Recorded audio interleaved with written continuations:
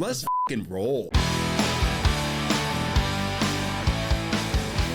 Everybody, welcome back to the McBastard Studio. I'm Brad Banyas. You're listening to the Salty MF Goat today. Today, we're going to talk everything mushrooms with David Claassen and Paul Grzybowski. And these guys own a company called Encapsulate USA, and we are going to learn some great stuff. But I want to say the most unique thing. So David played at the University of Georgia. He's from Australia. He came over. He's a punter. And Paul went to Georgia Tech. So there's a divine intervention happening here where we get a tech guy who basically is a chemist and a mycologist and a good old Georgia punter from Australia. Guys, welcome to the show, bro. Oh, yeah. Thanks so much for having us, Yeah, Brad. thank you. This is awesome, man. That's Great awesome. studio. Yeah, well, I know we connected, and you guys, they also run the Atlanta Mushroom Festival, and that's how we got kind of together, and that's coming up November 27th. 22nd. 22nd, my bad. Saturday, November 22nd. Yeah. Saturday, 11/22. November 22nd, Oh, yeah. 11/22. But I wanted these guys to just come in and tell us their story, and I know you guys have had good results with what you're doing with your supplements. So, hey, welcome to the McBastard Studio. Let's I go. love it. Well, this is great. I met Paul when I was in music for probably about 13 years at Broadcast Music, BMI. Yeah. Worked with songwriters and publishers and labels. And one day I went out to lunch with Paul's girlfriend at the time, and she said, "You should go meet my boyfriend after lunch because you guys would get along." Yeah. Well, we did, and here we are sitting on your podcast. Yep. We've been in business for 4 years. We started for breast cancer. A close friend of mine from the film and entertainment world in Florida called and said, "Hey, I got this email you guys been firing out about mushrooms that Paul had put together for me, but I can't find these products in the store. Yeah. You've got 2 weeks because Lynn starts cancer therapy in 2 weeks. Oh, And she's going to do chemo and radiation. And I don't want to lose my wife." So I said, okay, called Paul, one call, that's all. And then we sourced a product with his direction in 3 days. We shipped it off to Florida. 58 days later, we got a phone call from Craig saying Lynn was in remission. Oh my God, it's amazing. Every time I tell that story, I get goosebumps, but that's why we're a business. Yeah. And I looked at Paul that day and I said, "Hey, Lynn's in remission, but she doesn't want to do the powder that we've been doing. Yeah. Gives her diarrhea. It doesn't taste good. It's hard to consume. You're vigorously stirring. It's worse than mud water."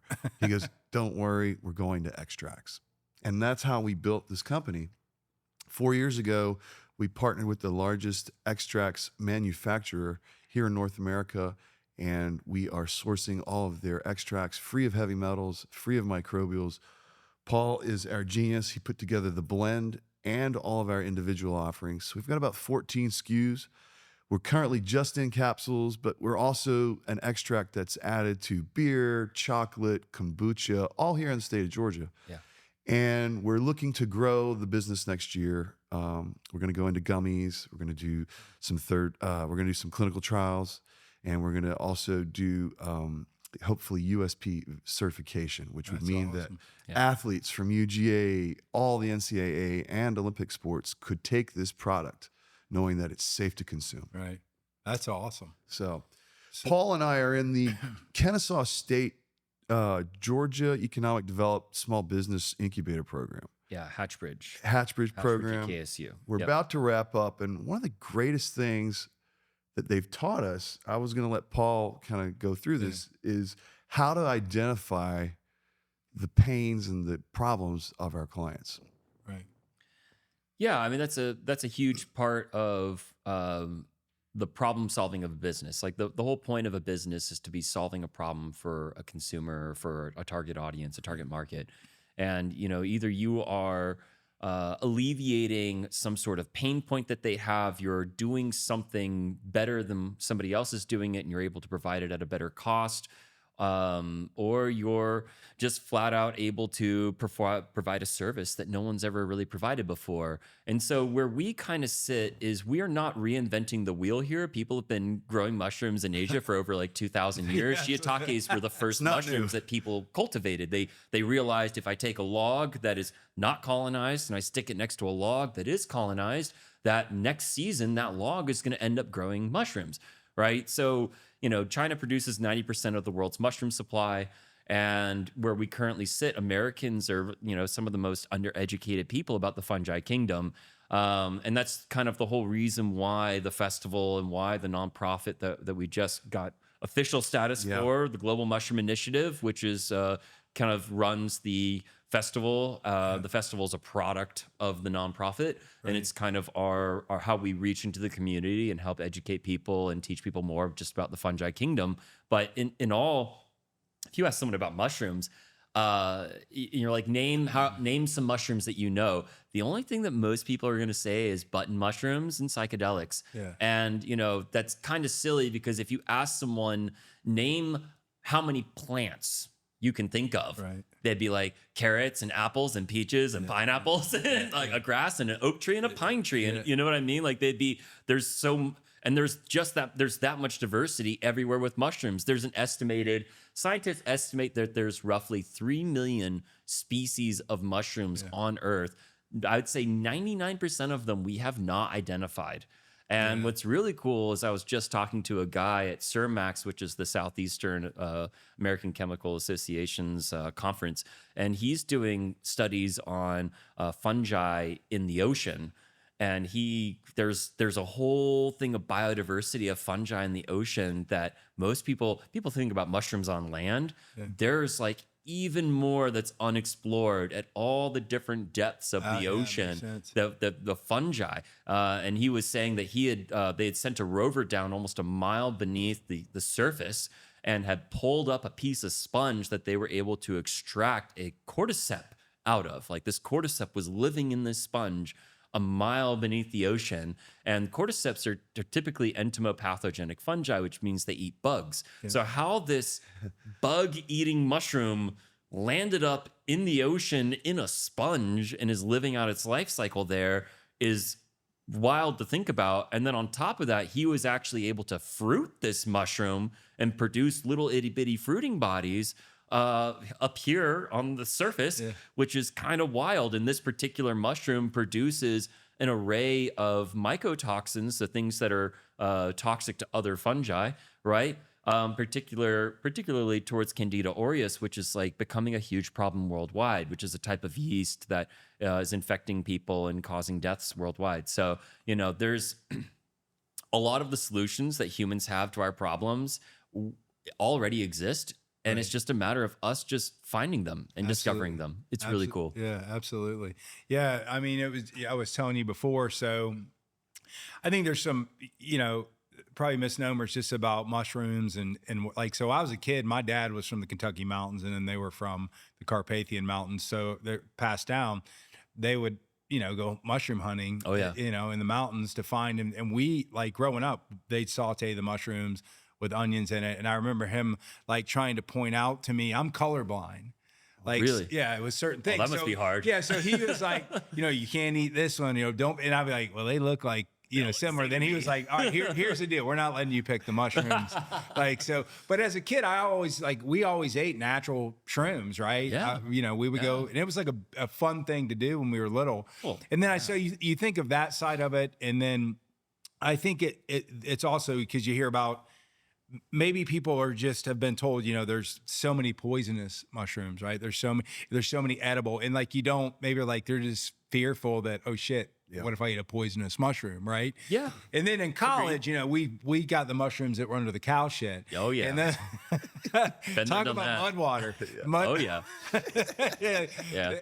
And that was interesting. Yeah, and it's a good time. And speaking of the Carpathian Mountain Range, I do import truffles from Romania, and so the Carpathian Mountain Range, it's where a lot of truffles, porcinis, chanterelles, morels, like a lot of really good choice edibles come from that region of the world.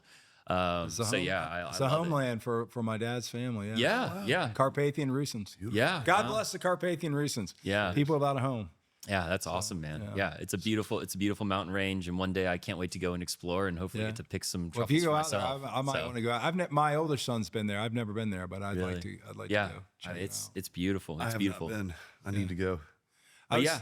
So tell me just like why if someone's going to take encapsulate, right? Yeah. It's just everyday person. Yeah. Just, I'm an everyday person. I'm just looking for like, what are the kind of benefits for me just to say, I don't take many supplements, but like what's this going to do? What's it going to make me feel like? What are some of the benefits I could, expect from it? Just curious. Like I'm just curious from that. So I'll let Dave speak on this, but we made this product for a very specific person to try and help them through their cancer journey, because there's a ton of science, not here in the United States, but in Asia, that shows that taking functional mushrooms, shiitake, lion's mane, reishi, cordyceps, turkey tail, and these types of mushrooms in conjunction with chemotherapy and with radiation and even with fasting protocols can dramatically improve your chance of survival by 50% or more. Wow. And so that was where this whole thing kind of started from, was taking a lot of that foundational knowledge. I mean, Paul Stamets did a whole TED talk on turkey tail with his mom, who had stage 4 breast cancer, and he was giving her 7 grams of turkey tail a day, and she ended up going into remission. So, I mean, there's a lot of knowledge that already exists. And we had built and designed this product for that specific purpose, but then we started taking it ourselves and immediately started noticing these huge changes. And I'll let Dave talk more about that. We started noticing immediate energy. So when you take this product, about 60% of men and women feel a serotonin reuptake. So that's the thinning out of your blood, but giving you energy and oxygen and minerals all into your bloodstream immediately. So you feel incredible. You want to go walk the dog, or a lot of people say it's my get up and go capsules. Yeah. And what's going on, like I just said, is thinning out the blood naturally. You're providing energy. You're also releasing the inflammation in your gut to your brain. So that highway is a clean highway. Yeah. So you have sustained levels of energy throughout the day, and you sleep better. Your inflammation goes way down. So if you're trying to heal from, say, cancer, this is an agent that is going to speed up your immune system's ability to heal itself. Right. So when you take this as a daily supplement, anything else that you take in conjunction, this is a metabolic catalyst for. So it's going to speed up and make more bioavailable vitamin B, vitamin D, niacin, magnesium, B12. You can go on and on, vitamin C. So if you have that already existing in your liver and kidneys, which we do, but our blood's too thick to move it, this alleviates the pressure of the blood. And over time, you feel better daily. And when you look at your blood and your results for your cholesterol, you see regular levels of blood pressure and cholesterol. That's awesome. And those are 2 measurements that everybody, keeps track of. Can track of. So, yeah. So how hard was it for you to get the product to market? Like to get this? It's a supplement. So the FDA doesn't really regulate supplements. They don't regulate supplements. And that's why we do third-party testing on our product to ensure that it's safe to consume. All of our products are GRAS certified by the FDA, so they're generally recognized as safe. That's what GRAS stands for. Right. It means that enough people have taken it and people don't get sick from taking this thing, and so they can say that it's okay for you to take it with a relative amount of safety. Right. As opposed to a brand new supplement that no one's ever taken, no one's ever seen, something out of the Amazon or something. You know what I mean? It's like, how much do you take? Is it even safe to take? Like, who should be taking it? So there's already a lot of foundation for this style of product to exist in America. And it was very shortly after we started our business that a lot of bigger companies ended up, kind of getting ahead and being able to cast a really large net and to just kind of get people into taking a mushroom supplement. Like Paul Stamets has a product. There's Real Mushrooms. There's Ohm Mushrooms. But a lot of those products are made from myceliated grain. And so people are like, what does that even mean? Right. And so when you grow mushrooms don't necessarily have seeds, right? They produce spores. Spores is how they reproduce sexually. And those are basidiomycetes versus ascomycetes, which ascomycetes reproduce asexually. Then even some basidiomycetes like agaricus can also reproduce kind of asexually and do some weird things. But for the most part, that's how most mushrooms kind of do their thing, at least the ones that you see. And from there, it's when you grow the mycelia after you germinate the spores, you grow them on grain. Right. And so that's kind of the normal process. And the grain is usually a starting point, but for a lot of these companies, that's the end, that they're done. Right. You know, and so when you grow it on the grain, like you can still see the individual kernels of the grain. It doesn't get completely digested. There's enough science that shows that you're not breaking down 100% of the chitin or the cellulose and the lignin and hemicellulose. You're not getting rid of all the proteins and carbohydrates. Like you're still getting mostly just grain. Right. If you want a pure myceliated product, then you need to do what they're doing in Asia, which is they're growing, you know, all of these cultures in liquid fermenters, right? Because in a liquid substrate, you can literally filter out the solids. The solid is just going to be your mycelium. And so that's how you get a pure myceliated product. Otherwise, with a lot of these fermented grain products, well, they do work. That's where we started. We started with a fermented grain product. And what they were doing is they were growing all of these mushrooms on rice. They were then trying to fruit them. So they were forming either fully formed fruiting bodies, or they were forming primordia, which is like little baby fruiting bodies before they reach full maturity. And then at that point, they were drying it and pulverizing it into a powder. And then we were kind of like blending it and mixing it. And while that works, like we gave that in an offering of 10 grams in a scoop. Like we gave a scoop for the same price that someone like Paul Stamets is offering a 1 gram serving in 2 capsules.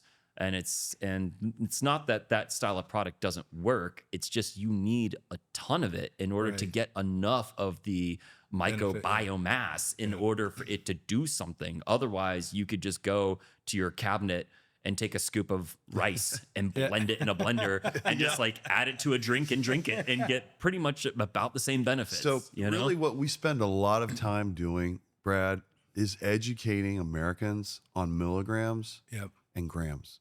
That's what we do. So when I say to somebody, hey, well, they'll tell me, they'll say, so is this like Rise coffee? I'll say, not at all. Yeah. But why? I go, well, Rise coffee is made from mycelium.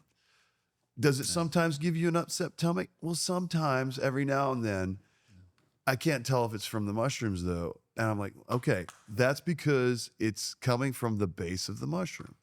Right. And we already know when we had thousands of people taking this product, 1 in 3 was complaining about upset tummy. Yeah, which it's because of the chitin. So the chitin is what makes up the cell wall structure of the mushrooms, and it's the same biomaterial that makes up the exoskeletons of bugs, land bugs and sea bugs. So like shrimp, lobster, pretty much every bug on the surface of Earth is their exoskeleton is made out of chitin. And so because of that, you know, some people who've had more exposure to that are less sensitive to it. People who've eaten mushrooms their whole lives, or their families, you know, came from a region of the world where they were been eating like mushrooms yourself, for thousands of years over and over again. It's not a problem. But for people who's generationally have not been exposed much to mushrooms and haven't consumed it, it's kind of a brand new product, and your body needs to figure out what the heck to do with it. In worst cases, you're getting kind of just upset in your stomach. Right? Yeah. So we really give the most potent offering. When you look at this bottle, it says 8,000 milligrams. So we do sell it in 1,000 milligram offerings, it's a cheaper offering. But the stacking going on here with the 6 mushrooms, 2,000 milligrams of lion's mane, 2,000 milligrams of shiitake, and then 1,000 of chaga, reishi, turkey tail. These cordyceps, these mushrooms all help your body do an amazing job of functioning at a high level. So whether you have short-term memory or long-term memory, taking this thing can increase your chances of remembering your wife's friend's name. Absolutely. I'm so or your anniversary. Or your anniversary. I do that on purpose. I do that on purpose sometimes. Yeah, and then during pandemic, we started doing panic. So a lot of people didn't get the shot, and they would double down. They take 4 of these a day because they were so afraid of getting sick. And it really does keep you alert. And also just happy person. You'll notice when you stop taking this product that you need to get back on it because you're dragging again. Yeah. I'd say most people can usually feel something within like 20 to 30 minutes because it's an extract. So like, what is an extract? So you take the mushroom fruiting bodies, you grind it into a powder. You then, for this product, we dual extract it with water and ethanol because not everything is soluble in water. Yeah. The beta glucans, the immune stimulants, are soluble in water. But all of the other active ingredients are not soluble in water. They're only soluble in like ethanol. And so you take all of those liquid fractions and then you evaporate all the liquid out of it. And what you're left with is an ultra fine powder that is a concentrate of that mushroom. It doesn't have the chitin, it doesn't have the protein, the starches, the carbohydrates. It doesn't have any of the nutritional benefits of eating the mushroom. It just has all of the medicinal benefits of eating that mushroom. And so when people are like, is this like rice? It's like, no, because we're not trying to make your coffee taste bad. We're actually trying to give you a medicinal dose of mushrooms. So it's like, hey guys, I'll tell you right now, mushroom coffee. stop drinking mushroom coffee. It tastes like crap and you're ruining your coffee. Like take a mushroom supplement. Yeah, and you're only really getting does not taste good. It doesn't taste you're getting good. less than 1,000 milligrams. So what's that doing? Yeah. What are we talking about? Yeah. And for most of these companies, they're only giving 1,000 to maybe 2,000 milligrams. If you're lucky, they're using ground up mushrooms because that's a little bit more concentrated than just like a myceliated product that actually has no fruiting bodies in it. It's just mycelia and grain. So, I mean, you could go and grind up some rice and throw it in your coffee and drink that too. You know, like Vigorously stirring. No offense, but fuck that. And and you know what? We started to transition into this next proportion. We started the Atlanta Mushroom Festival because 1 in 3 is mycophobic, so fearful of mushrooms. So we're up against 30% of America, let alone the Southeast. Thank God we live in Atlanta, a diverse haven. Yeah. And we can operate and educate. We used to be quarterly, now we're semi-annual. So the next festival is coming up November 22nd. We're expecting 5,000 to 10,000 people. We're sponsored by Georgia Grown and Lee & White, Wild Heaven, ASW Distillery, and Monday Night Garage. And everybody is doing mushroom-themed cocktails, beers, food. We have a food contest, and this year we've added a whole costume contest. It's really designed for people to bring their friends, their parents, their grandparents, their kids, their dog. I mean, it'll be a ton friendly. of fun. So what in like obviously in the beverage side, right? Mix in the whatever, alcohol, beer, whatever it may be, whatever, energy drink, whatever it may. Is there a lot of that kind of currently going on, or? Yeah, there's like Odyssey energy drink, which is a mushroom forward energy drink. They are using extracts. A very large. They use like 1 gram or 2 grams of extract of lion's mane extract and reishi extract in their products. So that is I would say like a good quality starting point. Is it something that is becoming radically popular? It's not quite there yet. Like once again, most people, you ask them how many mushrooms can you name, and they can if they can get out 2, they're doing pretty good because most people have none. Lion's mane. That's all. That's like what I just now. I'm not that I was paying attention, to the deep of it, but I mean the reality. I'm going to be like a mushroom gooner now, but the reality of it is like that one. Like that's stuck in my head when you start saying, and it works though. Mane. And it works. Find that at our festival. We will have a large number of mushroom growers, all from the Southeast, mostly Georgia, but other parts of the states around us, and they will be selling lion's mane. And one of the greatest things you can do when you buy a pound of lion's mane is you cut it up into little slices like a steak, grab some butter, grab your spices, put some onions on, and saute it. And it turns into what I use my spices because I'm gonna slap your mama, Tony Chicheros. It turns into crab cake for me. Yeah, absolutely. Dude. Buttery crab cake, which I love. I'm excited. I mean, get out. I mean, so where is that going to specifically be? So that we can tell everybody. 1010 White Street Southwest, Atlanta, Georgia 30310. It's Lee & White. Just type in Wild Heaven or ASW Exchange, Whiskey Exchange, or Monday Night Garage. We'll put it out there. But I'm just curious, like for people listening, because we're going to get this out before the festival. Right? We're on the West End, and it's the best end. West End's the best end, You've y'all. got it's easy to get to. You great can get food. to it from I-20. You can get to it from 285. You're not dealing with Atlanta BS traffic. Like there's tons of parking. The community is rich. It is diverse. The area is chill. There is the belt line right there. Parking's going to be about $10 all day. Yeah. My daughter lives right there, like off Krog Street, right there on the belt line. Over Fort Worth. Yeah. It's a great location. You got a food court now, and everybody's participating. So you'll have mushroom burgers, I mean, I'm not kidding when I say mushroom cocktails, Burgers, Sakura, pizza, sandwiches, stir Atlanta fries, Golf and everything. Social, they do Tacos it. with El Tesoro. Yeah, El Tesoro does mushroom tacos. I mean, it's a whole thing. I think it's cool. I mean, when like you said, yeah, the Atlanta Mushroom Festival, I was like, what? Yeah, we've got Like- Chomp and Stomp this weekend. Yeah. And then in 2 weeks, we got Atlanta Mushroom Yeah, but I Festival. mean, you were talking. I was like, oh shit, I didn't know that. But it's like 10,000 people. There's been a lot of people. It's not like Yeah. Yeah, a lot of people come. Yeah, to I mean, I think last event we were probably somewhere around 2 to 4, but you know, we're shooting for the stars here. Yeah. And the thing is when we first started, we started this business Encapsulate, and then you know we decided we started it in like 2021, kind of around like June or so. And then we kind of pulled the business together, got an LLC, did all the stuff. That took about 6 months. And then it was that following year in 2022, we were like, okay, like where are we going to sell this product? Yeah. And Georgia Mushroom Festival was happening in March. Yeah. And we decided, shoot, we'll go to Georgia Mushroom Festival. So we went there and did really well. And it kind of dawned on us, oh, so this is... If you have a product and you find the people who want to buy the product and you're selling it in front of them, the chances of you making money is going to be pretty high. Yeah. And so we kind of figured like, okay, like we have a mushroom product, we found the mushroom people, but how do we do this more than just once a year?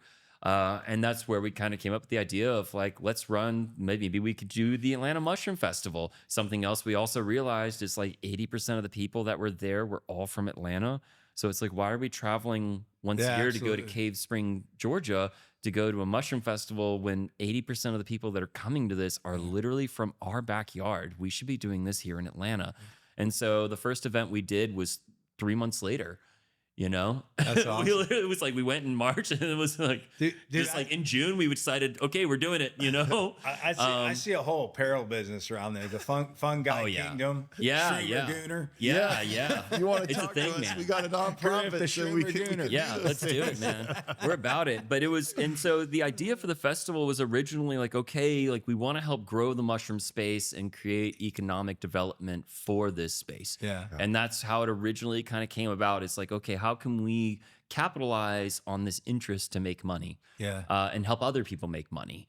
Because it's kind of a tough space to break into. Yeah. And after our first event, you know, Dave and I looked at each other and very quickly realized that it's so much more than just creating income. There's an entire community that is desperately needing a place, a hub, just to be and exist and to meet each other and to find friends and to learn more. And that just what didn't really exist. And so we were doing this event quarterly. So every 3 months we were turning around and churning out another festival. And we were doing that at least for the first few years, because if you only have a once a year festival, it doesn't give people you have very low visibility. Yeah, and there's no way really for them to go to learn, right? It makes it hard. So for every single time we threw the event in the beginning, we were getting a new audience every festival. Yeah. Every festival we were pulling in 700 to 1,000 people that had never seen this event before. Yeah. You know, I mean, maybe had a 10 to 15% repeat market. And then it wasn't until year 3 where we were, instead of doing it 4 times a year, we did it 3 times a year over at Park Tavern. That was last year. Changed locations to try to get a different demo. Absolutely. It was a different vibe, a different thing. We ended up moving back to the West End just because it was more conducive to what we were trying to do with the community. And the community there was way more open to it. But even still, it was last year that we realized that we were burning out a lot of our customer base, because we had finally gotten to the point where it wasn't 15%, it was like 30 to 40% all repeat. Right. And they were like, well, we'll skip this one and go to the next one. It's only 3 months from now. Yeah. And that's not the vibe. You want people to be engaged and to want to show up. And Dave and I honestly were getting burnt out from, like, we would have a month off and then immediately have to go back into planning another event. On festivals, it's events. It was a lot. And we do not make any money. I just want like everybody out there to know, like, we are not run by BlackRock. We're not run by some like secret government operation. Like Paul and Dave are not some corporate billionaires. Like, we make $0 doing this event. We have never made a single dime. The only thing I've taken from this event is a t-shirt. Yeah. So like 4. and I don't even have like one of every t-shirt. I literally have just one. Yeah. You know? It's crazy because, we got into this Salty's live music while I was talking to you guys before. That's where, Jet Black Roses was on, and we started kind of sponsoring musicians. And then, people are like telling us to put on events, and like we tried an event, and it was like, it just like bombed. It rained. So hard. It rained. There's freaking nobody there. And I was just like, man, this is it's tough. It's a tough We go, were lucky man. because we had pandemic. Yeah. Well, we And were we lucky had- because Dave's friend was Eric Johnson of Well, Wild Heaven, and that's where we got our got the free start. And they space. were extremely generous. Shout out to Wild Heaven, y'all rock. Yeah, during pandemic, no one wanted to get together. We stopped being in the habit of meeting, and that was not good. Yeah. So this created a really cool opportunity for people to bring their kids. Absolutely. One guy brought a monkey. You It's got a fun. monkey. Got a Their monkey. cats and people like show it's a up. whole thing. And Atlanta, we influence everything. We're as weird as Austin, except we have more diversity. Yeah. And I think that's what makes this festival unique. Yeah. And speaking about that, when you think about a mushroom festival, and if you go and just like Google the mushroom festivals that are here in America, most of them, let's be honest, it's a bunch of old white people. Yeah. Like that's really what it is. It's like old white people. By old, I mean like 45 to like 65. Like that's really the target demographic. And yeah, there's like a smattering of your 30 somethings in there. But outside of that, and you'll see like the occasional like token BIPOC somebody hanging around. But it's not like that because white people are pushing people out of these communities. It's just because like a lot of those other communities haven't been invited and have like people pulling them in. Yeah. And so that's what I think is so unique about what we're doing here in Atlanta is we literally have the most diverse mushroom festival in the world. That's like crazy. you can go anywhere in the world and you will not find the diversity of patrons and vendors that we have here in Atlanta. I mean, Telluride Mushroom Festival's been around for over 40 years. You can go ahead and Google pictures of their festival. It's a bunch of white people. A bunch of old, wealthy whites. Very Which is wealthy nothing white wrong people. with that. Yeah. I mean, Nothing wrong with Telluride's that. a nice place to live. But what we're doing is something different. And the reason why we have structured this event in this very specific way to promote and to get everybody into mushrooms. Yeah. Mushrooms is not a black white, it's not racial, it's not ethnic, it's a human experience. Yeah. Every human on earth should have access to this knowledge and the right to be a part of these communities and to feel Absolutely. comfortable being there. Well, even the medicinal part where you talk about it, let's go back to that. My wife got into the holistic medicine stuff years ago, right? And I mean, it's like taboo here because the big pharmaceutical companies, whatever. It's just not taught, just like you're talking about in the Orient and Asia and, the medicinal benefits of it. And I think a lot of that is suppressed, right? It's suppressed. You try to go out and, and sell, some kind of THC supplement. I'm not a big THC guy or whatever, but the point of that, there is some benefits to that as well. And like, I think it gets, are you guys kind of monitored as much as some of these other, what I would say, the whole CBD world and the Delta 9. Are you can you advertise freely, no problem, because there's nothing with that? Is there, because I know you can't. Buck Baloo on 680 says, this segment brought to you by Encapsulate USA, legal mushrooms. Good job, Yeah, Buck. we're on Amazon. We know Buck. We know Buck. We know Buck. love We're on him. Amazon. We're on Instagram. Yeah. We got We're a everywhere. website. We don't get blocked too because it's all legal stuff. Facebook Like, pushes our information. We get kudos all the time saying, your content is A+. Awesome. So Well, we're- yeah, because our brand's called Salty MF. It doesn't mean making friends, even though we do make friends. And I mean, so we there's certain things we do that like don't get through. Where the message behind this is, hey, we're about individuality, Yeah. entrepreneurs, musicians, right? It's not as hardcore like as Community. everybody Yeah. thinks it or it appears to be. And I'm just always curious because certain areas, you do get your message gets blocked. Yeah. Even though it's a Yeah. good. What you're trying to do is a good thing. Thankfully, right now, But- mushrooms are a hot topic. It's Yeah. predicted to be $1 trillion business. That's and awesome. when we show you what we've learned over the last 4 years running a festival and running a supplement, we've seen incremental gains on both sides. Yeah, well, I'm gonna use this. We I'm gonna can't wait. use Encapsulate USA, and I'll tell you, I'm gonna run it for Yeah. as long as it's. I'll do it. Tell everybody. First thing in the I morning, mean, if take it two on makes an me empty better stomach. looking, I mean, you Bro, guys helps your skin. I mean, if it doesn't make you better looking, but at least makes you feel better. At least if you feel better in your body, that's got to mean something. Come on, man. Paul. Paul. Damn it, Paul. But here's what you I can think you expect. already look good, man. I mean, you know, I'm I 100 don't know years what else you old, need. Paul. You don't look it. I'm 100 years old. Yeah, you Here's don't what look you it. here's what you can expect at the festival. We're gonna have music from 1 to 7 p.m. And then we will have speakers from 12:30 to 7 p.m. So speakers, presenters, we'll have a chef talking about how to cook oyster mushrooms. We'll have good. guys that are growing mushrooms, especially at Kennesaw State with their technology that they've created. We'll have guys talking about psilocybin, medicinal mushrooms, foraging. I mean, the list goes on. That's awesome. Yeah, You can come and spend a whole day with us for free, Atlanta. People are coming from outside of this state to come to this North festival. Carolina, South Carolina, Well, I Florida. mean, I heard, I talked. I mean, they're expect from what I hear, you guys are expecting maybe to double what you did last year. Yeah. Which That's you the know, hope. the reality of it is, it's you know, just like we got hooked on this whole live music stuff, right? Right. Is get back into the community, get back into, go hear these people, go see these people, experience it, right? I mean, and that's what you guys are doing is awesome. It's bringing people together. It's getting people, You know what's great? educating them. They're having fun. They're listening to music. They're eating, you know, food, whatever. drinking a Lion's Mane. cocktail, having a beer, Yeah. having Everyone- a cordyceps beer. Like you're saying, everybody that's getting involved is having fun. Yeah.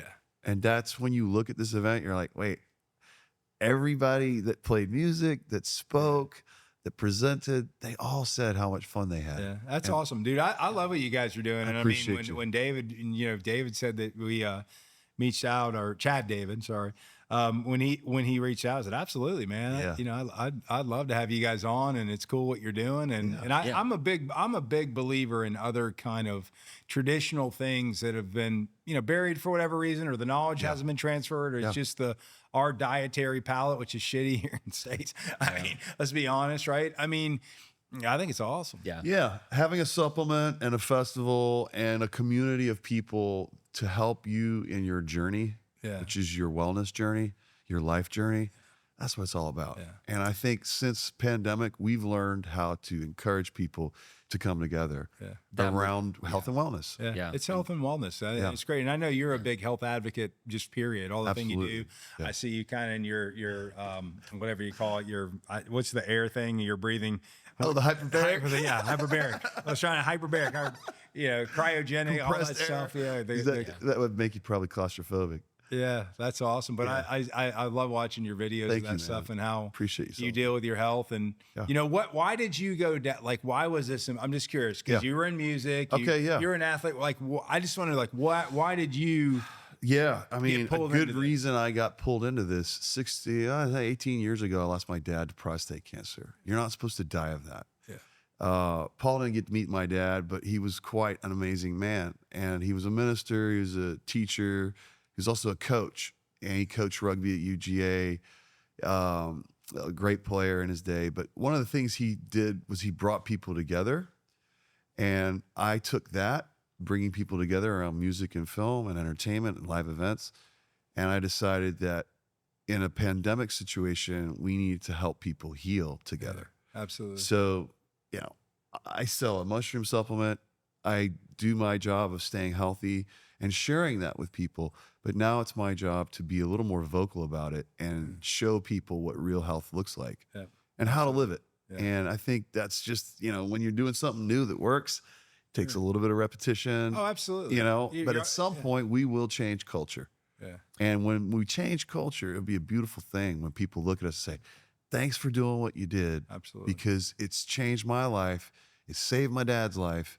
And my sister's doing great too. That's awesome. That's awesome. Well, that and Dave had a bunch of TBIs from playing sports. And so that's another huge part to the health push is Dave is, I know you've had to overcome a lot, man. Yeah, I've had to overcome a lot from car accidents, over 20 car accidents. That's how I got into hyperbaric, was healing through, the compressed oxygen therapy.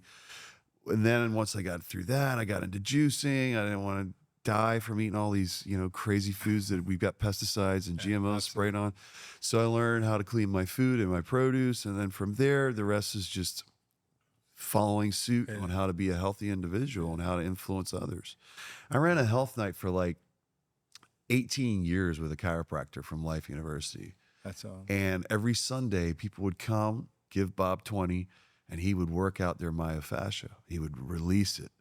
And, he moved Paul's stomach at one point. He did. Paul grew another inch and a half. It was like, I don't know about growing an inch and a half, but he did move my stomach, and it did help me breathe better. Yeah. So and that was weird. Holistic, that was a weird, cool holistic, healing is what really changed my life. It wasn't a pill. And in this case, this actually is a pill.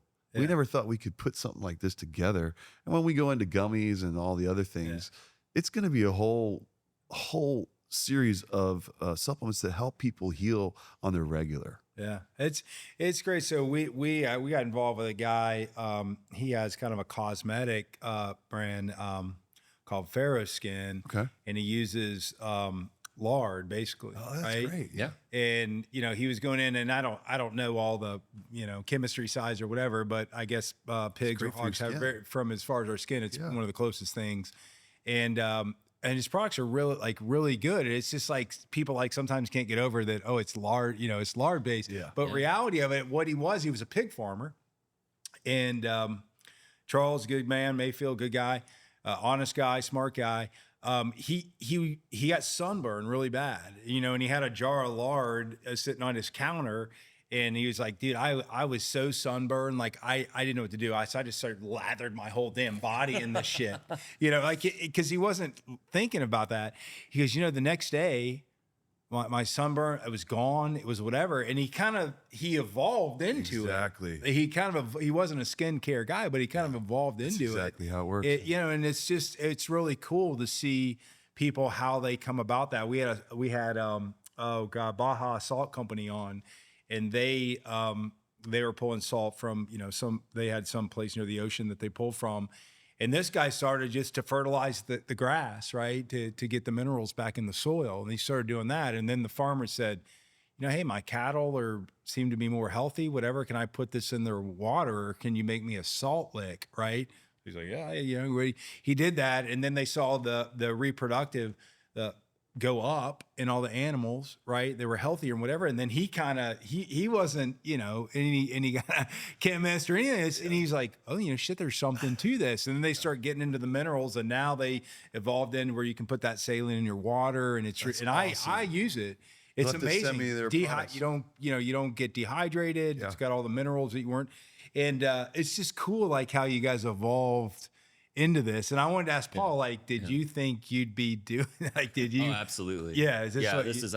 I kind of have like a 10-year plan, and having a supplement company was on that list. Yeah, so that's cool. It happened a lot sooner than I thought it would, but this is something I'm like all mushrooms all the time. So between another reason Dave got into mushrooms because I looked at him and was like, hey Dave, you need to start doing this mushroom thing with me. And I was mycophobic. I was fearful. I was a little dabbler. I would not really go into that world. Yeah. I was like everybody that's listening right now. I was like, okay, I don't know if that's for me. Yeah.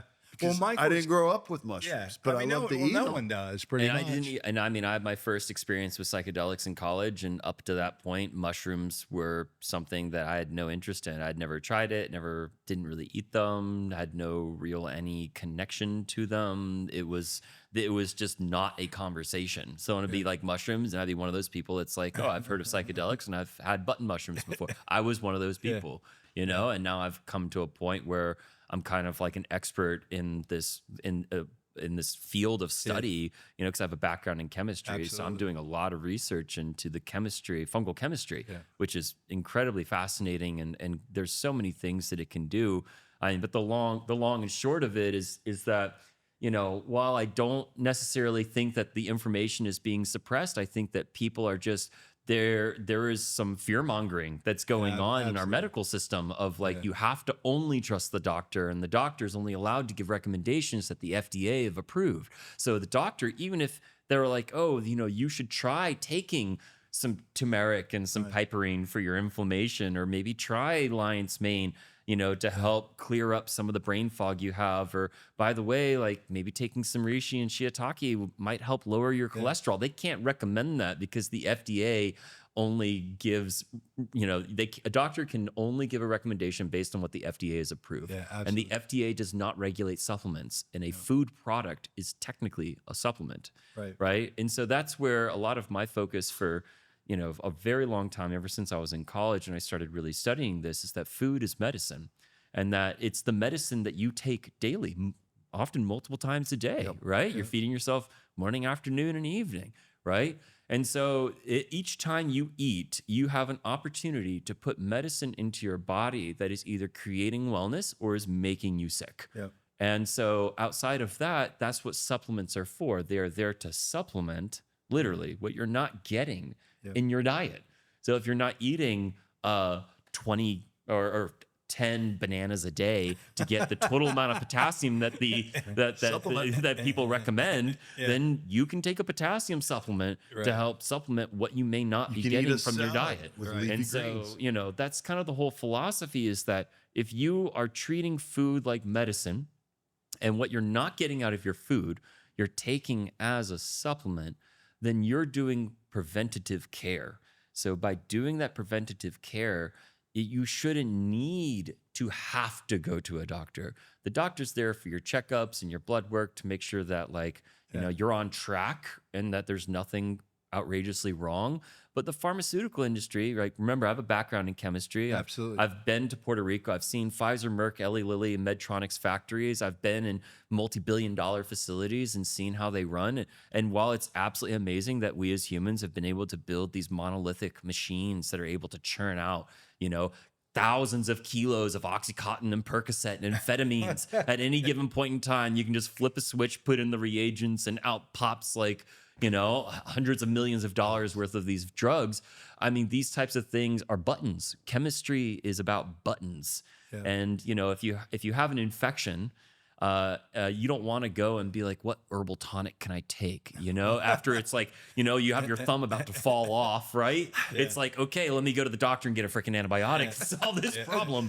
But if you're taking care of yourself when you initially get the cut, you can go and put a salve or something on it to reduce the chances of it getting infected before you go to the point where it's like, okay, this infection is out of control and I have to see a doctor. You could be eating foods that are helping reduce and lower your cholesterol before you get to the point where your doctor's like, hey, you're pre-diabetic, your heart's about to explode from your blood pressure, and you're about to go and clog your heart because your cholesterol is through the freaking roof. Right. And so that's where, if you're treating food as medicine and what you're not getting out of your food, you're supplementing with supplements in your diet and you're taking them daily, then you're able to go and create a sense of wellness that's actually sustainable. You know, you're not just waiting until you're sick and then going to the doctor and the doctor treating your symptoms and sending you home, and then you feel a little bit better and then you end up getting sick again because they didn't solve the root problem. Right? Like, you're actually creating a conscious network within your brain, your body, that brain to body connection where you're like, okay, I have a craving for apples, probably because I might need some malic acid. You know? Well, it's good. It's good advice. I mean, even like what you say is just good advice. I mean, it's, you know, people, you know, I want someone specifically that I know that's been on the trying to get healthier and whatever. Just, I'm like, hey, look, you got it. You got all diet and exercise. You know, just try that. You know, just stick with it a couple months. That's 90% of it. They're like, holy shit, I wish I would have done this 10 years ago. I'm like, it's just a discipline to do it or pay attention to what you're doing, and your body will tell you. And exercise, you don't even got to do like an hour a day. You can literally just take a 15-minute walk and watch. If you do a 15-minute walk every single day, I can guarantee you'll lose probably 10 or 15 pounds just by doing that. Absolutely. You know? Can you guys tell me about, like, I know we've had some people on the show, not in the same industry, but they were talking about microdosing and around mushrooms. I mean, you want to talk a little bit about that? Because I hear that a lot. Like, I got Dave onto that a long time ago. I'll let him start. He's got a whole funny shtick about it. They were really swearing by it. They were saying, like, that's great. They you know, that's so amazing. I'm just kind of interested in that. Like, you know, give me kind of your thoughts on microdosing. Well, when I started microdosing, I didn't really want to. I was so afraid. Yeah. I did not want to lose control or, just be out of my mind. I didn't want, and everybody thinks, oh, take this, it's going to turn you into something crazy. Yeah. Like Fear Ozzy mongering Osbourne. is a real thing in our country. But It's how we, Paul looks at me and goes, look, So- Dave, Johns Hopkins describes a trip at 2,000 milligrams. So with those guidelines, if you just want to microdose and just be focused and use this as ADHD replacement or therapy for you to kind of heal through some of the stuff that's traumatic to you, which is 20 concussions, a lot of trauma there. So daily, I had him put together a pill for me of 125 milligrams, and I just took it for like 30 days. I painted my house. I redecorated the place. Each day by day, I got better. I spoke to myself in different accents because I can imitate anything. I've grown up in multiple countries. And I have like these little conversations with myself, trying to figure out what the problems were. Yeah. I did this little mantra that Deepak Chopra gave me, which was really cool. It was, ask yourself the questions. The power of intention is real. What do you want? Ask yourself over and over, what do I want? So I do this mantra while I'm doing things, tangible, hand-eye coordination stuff. And in about 30, 40 days, I looked at Paul. I was like, I think I'm a different person. He's like, oh, you are. You're way more empathetic. You're way more in touch with me and everybody else. Yeah. Like, this is what you needed. And he Keep started doing with it. Lucky Dips. Yeah, He I would was just licking take my like finger. the dust from the dust from a bag. Those are awesome. Before He you wouldn't even take the mushrooms. It was just like the dust sitting at the bottom of the bag, and he would just like pour it into like a little container and was like lick his finger. And that's kind of like where the dosing, like figuring out what a microdose even was. Because if you listen to someone like Paul Stamets and him talk about microdosing, he's like, a microdose is 0.5 gram.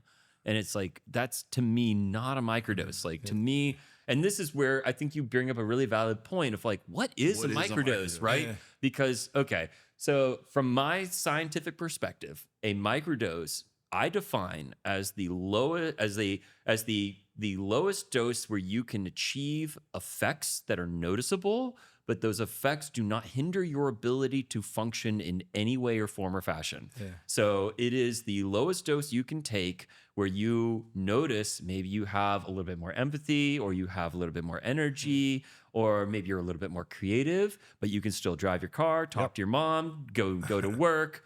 You're not going to go to work on 0.5 gram of mushrooms. No way. You're going to be like, No way. And people that do, like, I don't know why you did that. Did that screen flicker?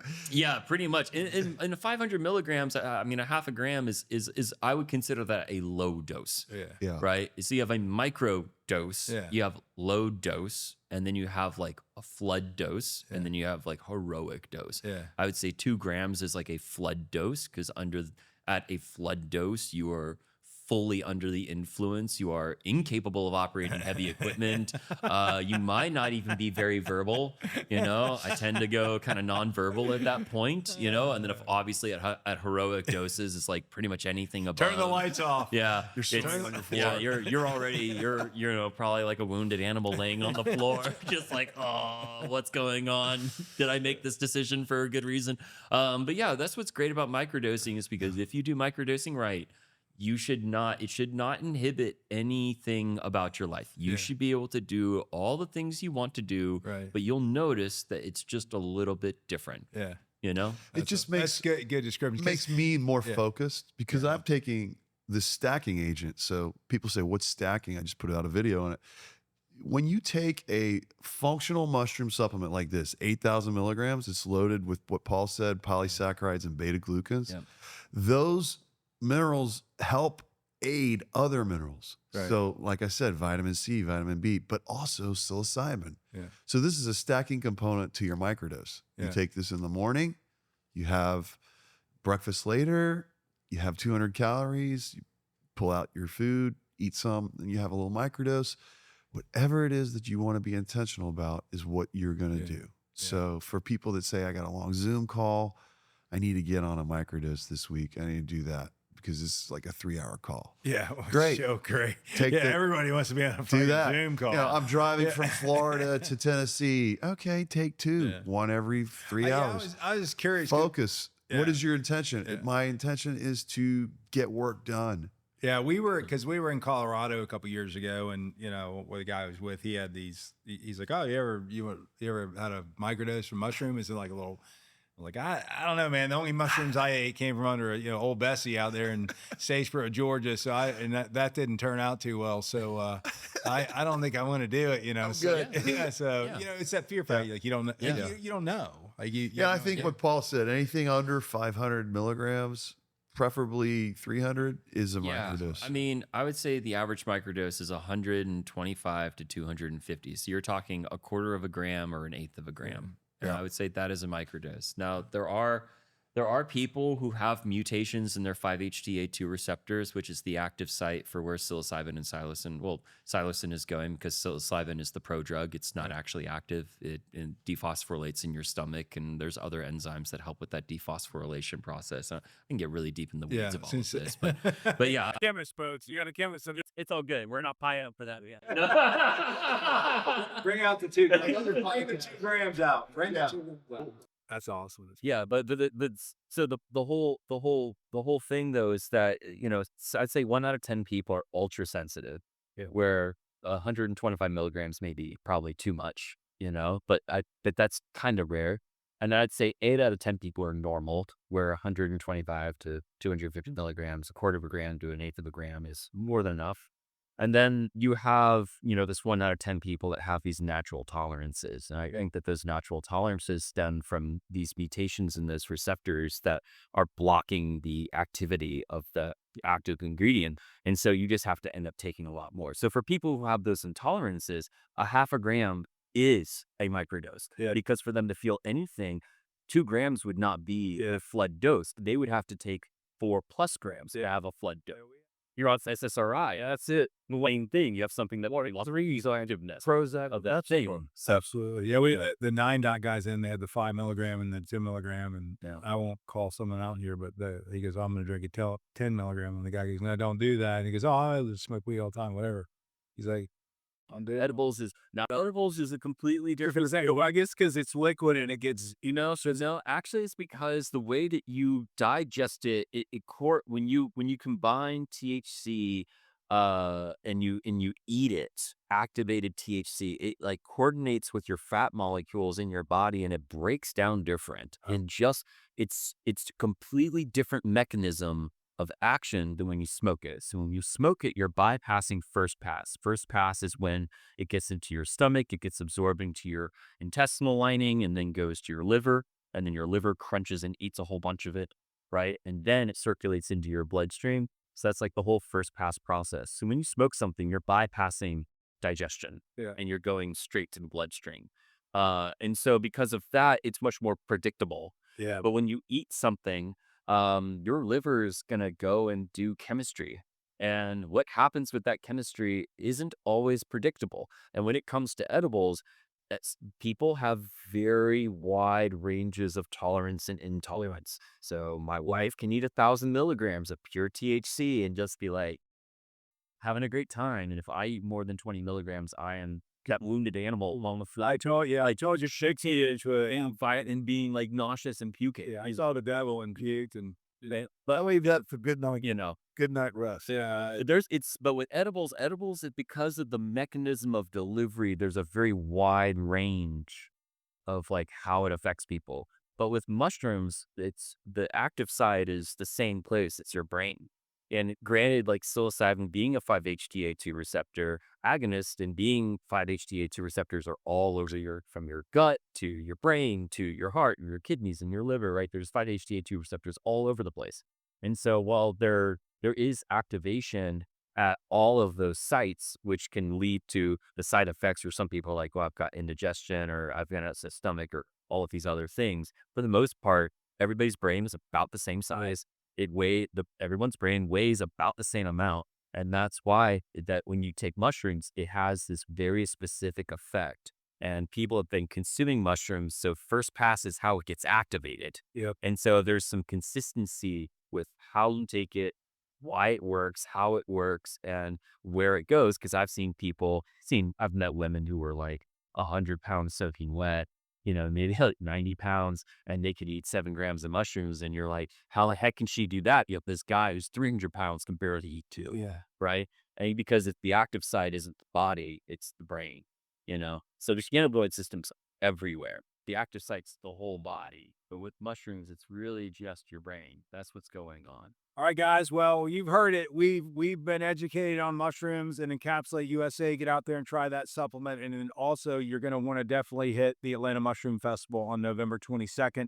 So, David, Paul, we've just enjoyed having you guys. You guys are awesome. I love the entrepreneurial side of it, and it caught at Kennesaw State too for them having that. I mean, Kennesaw State, which people don't realize, do a lot of really great things.